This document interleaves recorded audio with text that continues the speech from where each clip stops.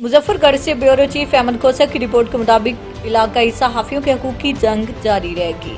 लाहौर एहतजाज में इलाकाई सहाफ़ियों की भरपूर शिरकत ने साबित कर दिया कि हम अपने हकूक़ के असूल के लिए आखिरी हद तक जाएंगे। इन ख्यालात का इज़हार Rizwanul Hasan Qureshi, general secretary regional union of journalists जनूबी पंजाब ने लाहौर से मुजफ्फरगढ़ वापसी पर किया।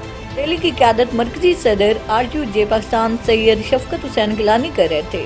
सहाफ़ियों ने अपने साथ नकाती चार्टर ऑफ डिमांड, जिसमें हर जिला की सतह पर सहाफ़ी कॉलोनी, इलाकाई सहाफ़ियों की इंश्योरेंस, सेहत कार्ड को सोशल सिक्योरिटी के साथ मुंसलिक किया जाए, आज़ादी इज़हार राय पर लगाई गई हर किस्म की सेंसरशिप का खात्मा, प्रेस क्लब्स को सरकारी सालाना फंडिंग, अक्रेडिशन कार्ड के लिए ज़िली सतह पर कमेटियाँ और इलाकाई सहाफ़ियों की माली मावनत और जेज़ फंड की रकम कम अज़ कम 5 लाख रुपए की जाए।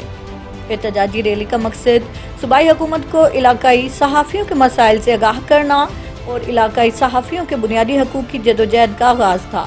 रैली में पंजाब भर के अजला से सैकड़ों सहाफ़ियों ने शिरकत की। रैली के शुरका ने पंजाब असम्बली के सामने एहतजाजी धरना भी दिया। रैली की शुरकत से इज़हार यकजहती के लिए पार्लिमानी लीडर PPP पंजाब हसन मुर्तज़ा और लेबर पार्टी के फारूक तारिक ने भी शिरकत की।